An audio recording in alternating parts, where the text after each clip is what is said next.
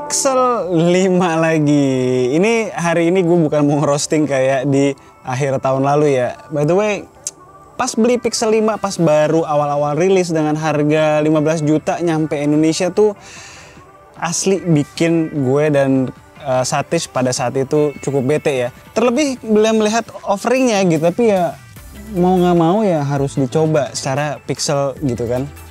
Terus ujung-ujungnya ya malah kita roast pada saat itu. Nah pasti ada yang nanya nih, ngapain sih bang review lagi Pixel 5? Perbedaannya kali ini adalah satu.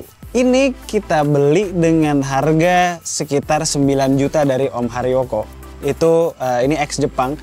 Linknya udah kita taruh di deskripsi juga, by the way. Dengan harga segitu yang jelas mindsetnya akan berbeda nih ketika megang Pixel 5 ini sekarang. Dan satu lagi alasannya adalah Android 12. Dimana lagi mau nyobain Android terbaru dengan experience yang paling mentok walaupun masih beta kalau bukan di Pixel Fold. Yuk kita lihat aja experience-nya Pixel 5.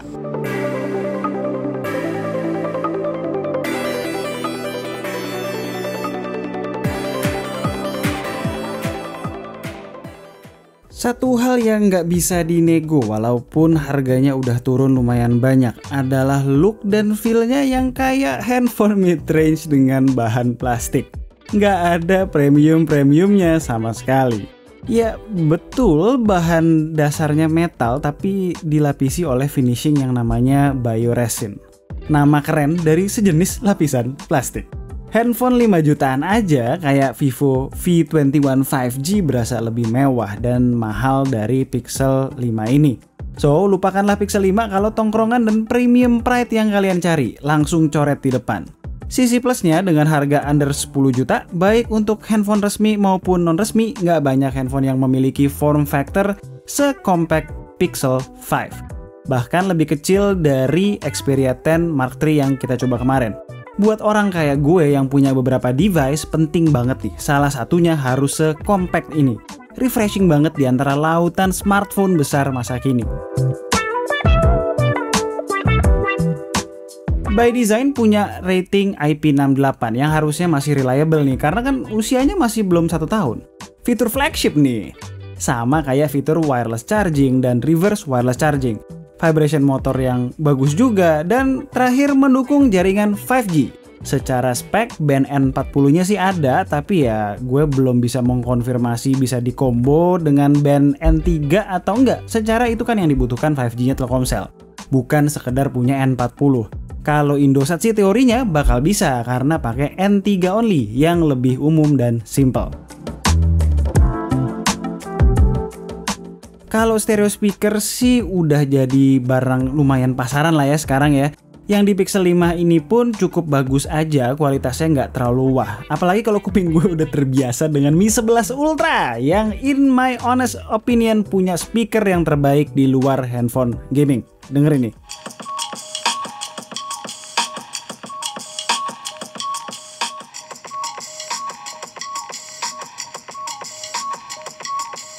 Ya, tapi tetap lah ya, speaker Pixel 5 masih di atas apa yang ditawarkan kebanyakan handphone mid-range dengan fitur serupa.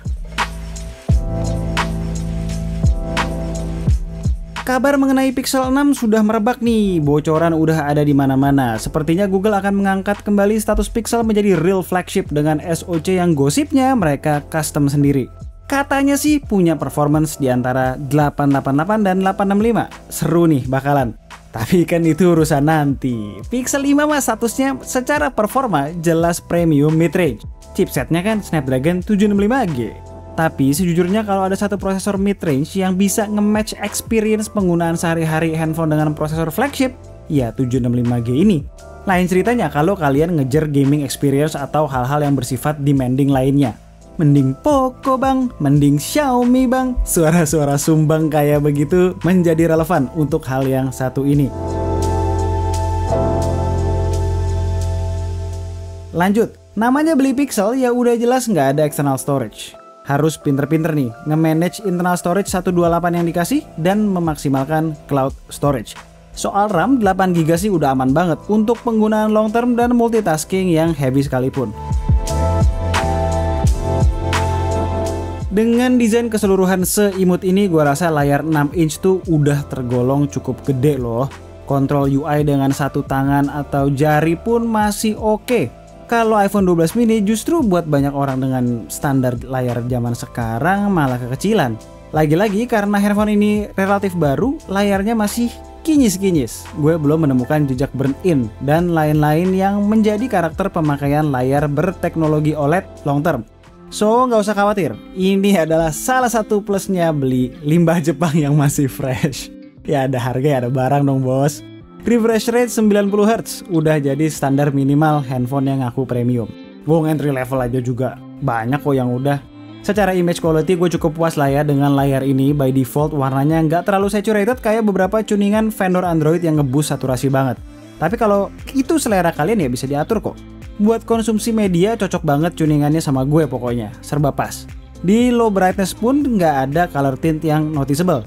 Kalau kalian merasa temperatur warnanya rada warm, ya karena itulah settingan layar True White 5600K yang bener, bukan yang putih kebiruan. Yang masih miss di bagian layar adalah layarnya nggak terlalu bright, sekedar cukup. Terus absennya in-display fingerprint sensor.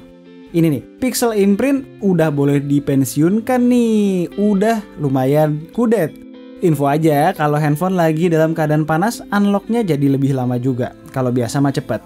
Di luar masalah canggih nggak canggih, in my honest opinion, sebetulnya posisi fingerprint sensor di belakang bukan suatu masalah yang luar biasa buat gue. Malah berasa intuitif. Beli pixel ya beli kameranya, khususnya kemampuan fotografinya. Tapi sebenarnya kemampuan videonya pun bisa diadu kok dengan handphone real flagship lainnya. Di 4K 60 fps stabilisasinya tuh bagus, warnanya pas, dynamic range cukup tinggi, dan ketajaman nggak perlu diragukan. Bermain-main dengan berbagai mode stabilisasi juga mampu memberikan ruang kreativitas baru. Ada mode stabilisasi locked yang mensimulasikan zoom 2x sampai 5x di atas tripod. Hasilnya ya kayak di tripod, stabil banget. Ada juga mode cinematic pan yang mengcounter panning yang terlalu cepat supaya jadi lebih smooth dan cinematic hasilnya. Terakhir, active stabilization yang berguna banget untuk ngalusin movement yang lebih ekstrim walaupun jadinya mentok di 1080p. Kamera ultrawide-nya pun asik dibuat ngerekam video, ngasih perspektif beda dengan konsistensi image quality dengan main kameranya walaupun memang mentok di 4K 30fps.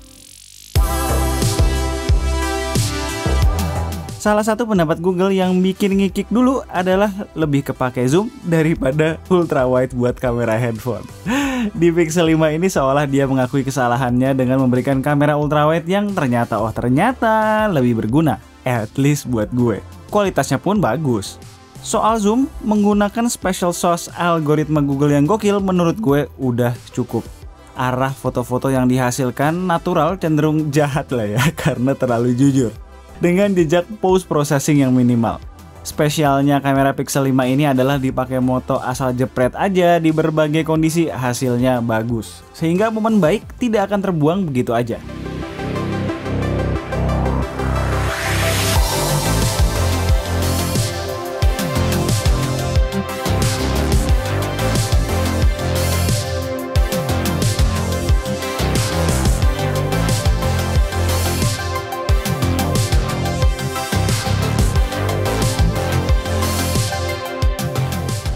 Kamera selfie-nya buat video ya sejalan dengan mayoritas handphone Android yang masih mentok di 1080p dengan kualitas yang di atas rata-rata.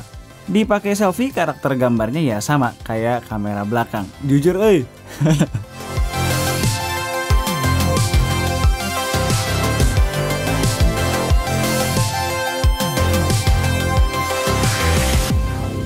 Gue tetap berharap Google udahan bergantung sama jurus softwarenya doang dan mulai upgrade hardware kameranya karena handphone 2021 udah mulai banyak yang bisa sehandal Pixel 5 dalam hal point and shoot.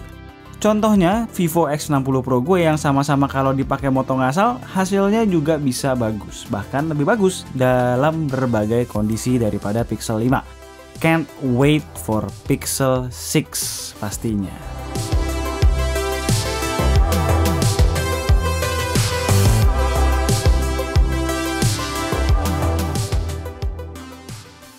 Sekian bulan lalu ketika gue berdua nge-roast Pixel, ketahanan baterai nggak jadi bagian yang kami cela. Karena walaupun baterainya tergolong kecil, ketahanannya bisa dibilang baik. Dan kami berharap karena output chargernya juga kecil, artinya umur baterainya untuk jangka panjang bisa terjaga. Jadi kita nggak perlu cepat-cepat ganti baterai. Nah, sehubungan dengan baterai ada info menarik nih. Setelah gue ceplokin Android 12 beta, malah makin tercengang. Ini handphone dikasih OS baru yang belum final release, justru konsumsi baterainya jadi lebih irit dari Android sebelumnya. Sebuah impresi awal yang mengesankan. FYI, nggak jarang loh ketahanan baterai kena hit di saat sebuah device mendapatkan major software update. Bravo untuk Google. Mumpung udah nyerempet-nyerempet soal Android 12 nih, sekalian aja ya kita bahas. Mau gimana pun juga, ini adalah salah satu alasan utama gue ngangkat Pixel 5 lagi kan. Status Android 12 ketika video ini di-shoot ada di beta 2. Berarti masih ada beberapa tahap lagi sampai full rilisnya keluar. Impresi gue, Android 12 ini adalah salah satu update Android paling major akhir-akhir ini. Karena selain perubahan-perubahan fungsional dan di balik layar, secara estetika pun banyak yang kena pembaruan. Paling berasa adalah fitur Material You Dynamic Theming. Intinya, ketika kita ganti wallpaper, warna-warna dari wallpaper tersebut akan terdeteksi dan dijadikan warna aksen UI. Contohnya seperti tulisan di lock screen, aksen font, toggle quick settings, background di settings, dan banyak lagi. Kedepannya sih katanya Material You ini bakal terbuka untuk diadopsi oleh aplikasi third party. Walaupun ya gue kurang yakin ya mereka bakal mau secara masing-masing app kan punya warna ciri khas yang mau dipertahankan. Material You ini sekarang sih belum sempurna, di beta 2 masih ada beberapa bug. Seperti belum bisa mati nyalain fitur ini, kadang ganti wallpaper tapi aksen gak keganti, dan lain-lain. Hal lain yang kasat mata sebetulnya cukup banyak sih, gue sebutin beberapa aja lah ya. Desain toggle quick settings sekarang gak minimalis lagi, tapi justru gue suka. Lalu desain notification tray yang mengelompokkan notifikasi dalam bentuk kesatuan pil gitu. Lanjut, jam di lock screen bakal menjadi besar dan ke tengah kalau nggak ada notification aktif.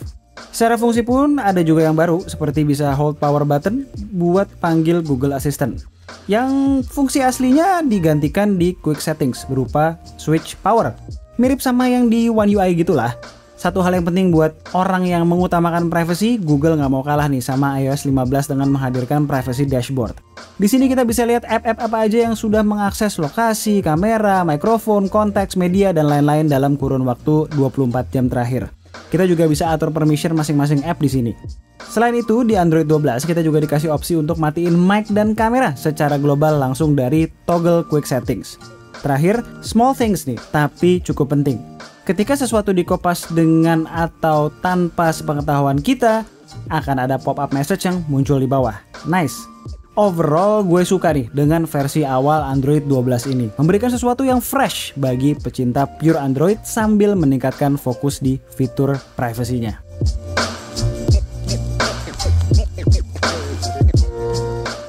Oke, jadi itu adalah Pixel 5 8 bulan kemudian. Kalau ditanya nih, apakah ini sudah menjadi smartphone yang value deal? Ya belum, jelas.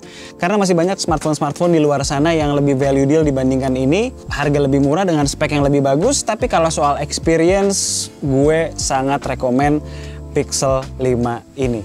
Terus kalau kalian mau nyobain Android 12 lebih dulu dibandingkan orang-orang lain, ya jelas Pixel 5 ini salah satu jawabannya. All in all ya, dengan harga 9 juta yang kita dapat ini lebih rela aja ngeluarin duitnya karena experience-nya bener-bener asik. So, Pixel fanboys, coba cek linknya di deskripsi. As always, kalau kalian suka dengan video ini, jangan lupa subscribe dan tunggu racun-racun kami berikutnya. Bye guys.